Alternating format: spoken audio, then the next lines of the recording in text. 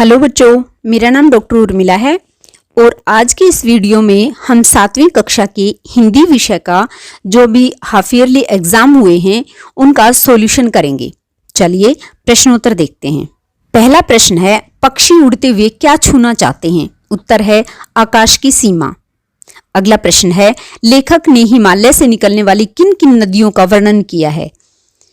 यमुना, गंगा, सतलुज, इन सभी नदियों का वर्णन किया है, तो हमारा सही उत्तर होगा उपरोक्त सभी। अगला है, कठपुतली पाठ किस प्रकार की विधा है? सही उत्तर है कविता।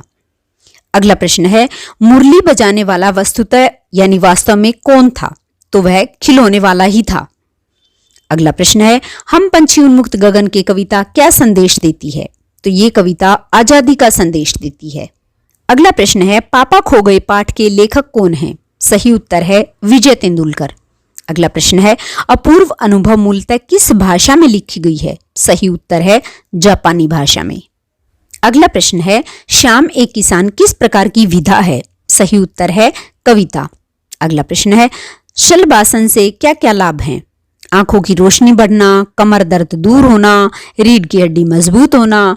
तो ये सभी जो है शलभासन के फायदे हैं, तो सही उत्तर क्या होगा? उपरोक्त सभी। अगला प्रश्न है, भीष्म पितामह के बचपन का क्या नाम था? तो सही उत्तर है देवव्रत। अगला प्रश्न है, पापा खो गए नाटक में सबसे बुद्धिमान पात्र लड़की है, क्या ये सत्य है या असत्य? तो ये असत्य है। अगला प्रश्न है, कवि ने किसके रूप में जाड़े के प्राकृतिक दृश्य का वर्णन किया है? उत्तर है किसान के रूप में। अगला प्रश्न है, जो व्यक्ति मुसीबत के समय सहायता करे वह क्या कहलाता है? सही उत्तर है सच्चा मित्र।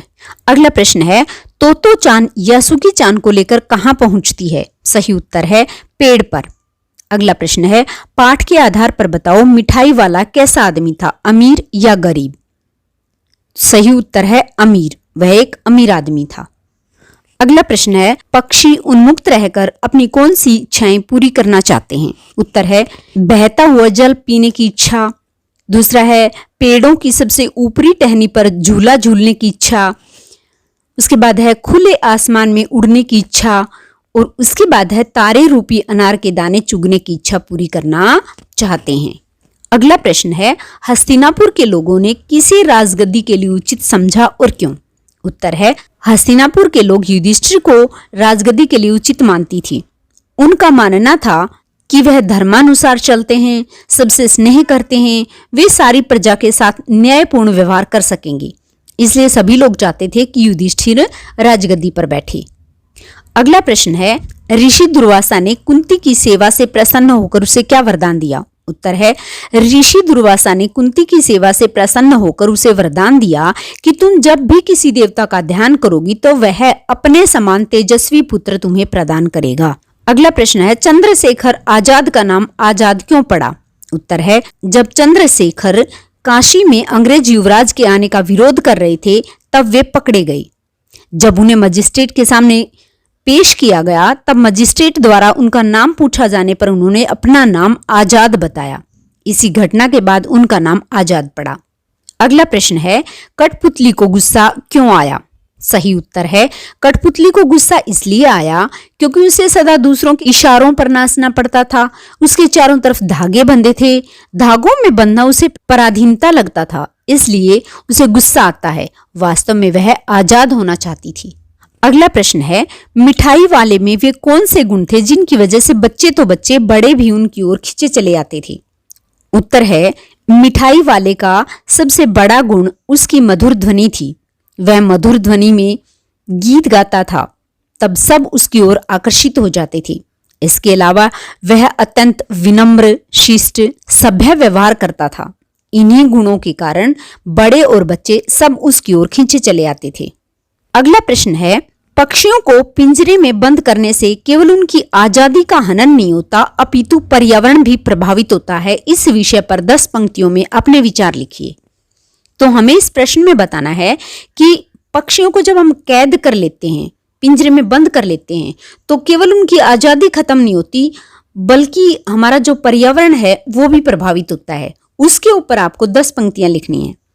ये मैंने इस प्रश्न का उत्तर लिख दिया है, आप ध्यानपूर्वक इस पूरे प्रश्न को पढ़ लें। अगला प्रश्न देखते हैं। अगले प्रश्न में सप्रसंग व्याख्या करनी है। तो इसमें दो पद्यांश दिए हुए हैं। एक तो ये है, तरवर फल नहीं खात है, सरवर पियत न पान, कही रहीम पर काज हित, संपत्ति संचही सुजान। तो हम सबसे पहले इसकी व्याख्या देखते हैं। व्याख्या में सबसे पहले संकेत लिखना होता है, जिसमें हम दिए गए पद्यांश की पहले दो शब्द और अंतिम दो शब्द लिख देते हैं। और फिर प्रसंग में हमें यह बताना होता है कि ये किस पुस्तक से लिया गया है, किस कविता से लिया गया है, इसके कवि कौन है और इसका मुख्य भाव क्या है। उसके बाद हम इसकी व्याख्या लिखते हैं, जो भी उन पंक्तियों में बताया गया है उसकी व्याख्या लिखते हैं। दूसरा पद्यांश ये है, अचानक बोला मोर, जैसे किसी ने आवाज दी, सुनते हो चिलम ओंधी, धुआं उठा, सूरज डूबा, अंधेरा छा गया। इसकी व्याख्या कैसे करेंगे, चलिए देखते हैं। इसकी व्याख्या में भी वही तीन चीजें हैं। सबसे पहले संकेत लिखेंगे, फिर प्रसंग लिखेंगे और फिर व्याख्या लिखेंगे। तो इस तरह से आप सभी इस व्याख्या को कर लेंगे। इसी के साथ वीडियो समाप्त हुई। और अगर वीडियो अच्छी लगे तो इसे लाइक और शेयर जरूर करना। Thank you.